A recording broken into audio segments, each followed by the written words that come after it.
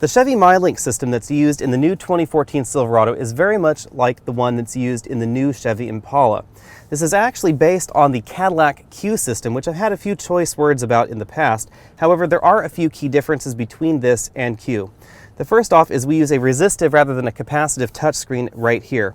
The main difference for that is that this touchscreen uses several layers of plastic sandwiched together, and by pushing on them, the surfaces actually click together, and that's how it registers your touch. The capacitive touchscreen used in the Cadillac is much more like your iPhone or your Android device, which uses a sheet of glass across the front, so touching it is a little bit more normal and a little bit more modern for most users. To further differentiate the Cadillac and the Chevrolet product, we have a few different physical buttons here as well. We have a selection knob with press to select, home button right here, back button, eject for a single slot CD player right down there, track forward, backward, direct access buttons to radio, media, power, and of course our volume control there.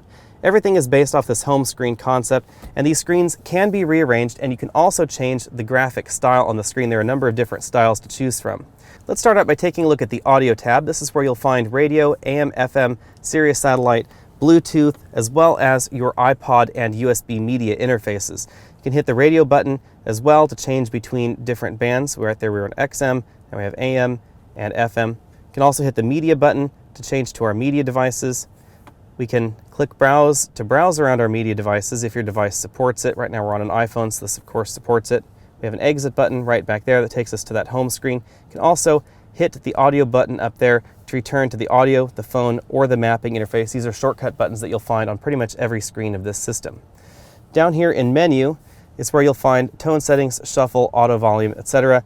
And then one oddity is that if you've clicked that menu, you'll also see this new little button pop up right there in the lower corner, and this is where you'll find your presets in the system. And these can be set for pretty much anything. So you'll notice that we have XM as well as AM settings right there on the same presets. The oddity is that if you're in the radio tab in this system, you won't see a direct access button for those presets right there on the bottom. We have a browse button to browse our radio settings, and we can exit and go back. If you hit that browse button, you will find that little shortcut there, mind you.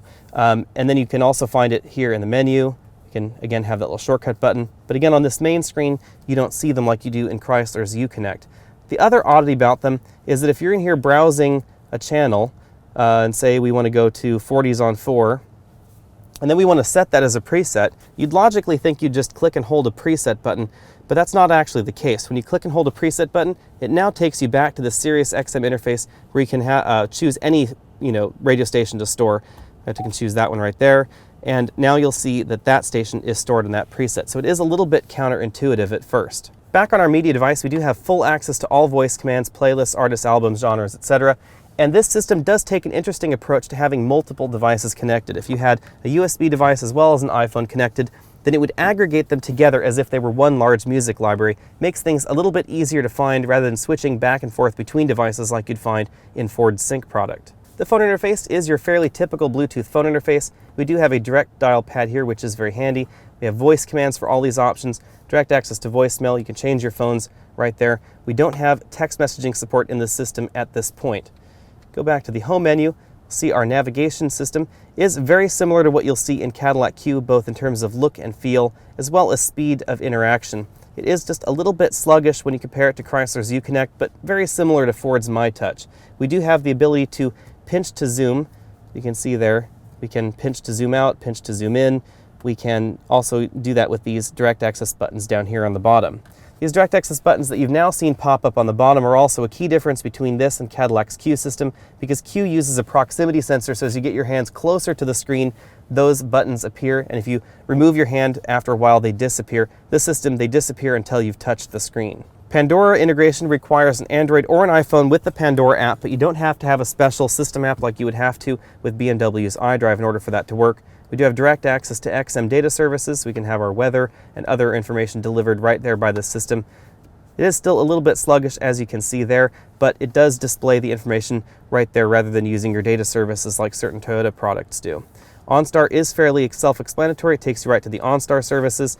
You also have the ability, as you can see with these arrows right over here, to move forwards and backwards to different screens if you should have different apps installed on the system. There are additional apps coming, we're told, and you can also rearrange these apps on the screen. I rank the system neck and neck with My Ford Touch. You can do a few more voice commands in My Ford Touch than you can in this particular system, but I do find these graphics to be just a little bit more modern and a little bit more attractive than Ford's current product. However, both of those rate below the Uconnect 8.4 system in the Ram 1500. It's a lot faster, a lot slicker. Screen changes are much snappier. Everything in the system is just a little bit more responsive, and it also has a few more features that you won't find in this system, such as additional apps, vehicle diagnostics, SRT special apps if you're in an SRT vehicle. You also have a built-in Wi-Fi interface and cellular data modem for certain features in this system, as well as a dedicated app store inside Chrysler's Uconnect product, so you can actually buy and download apps right within the Uconnect system.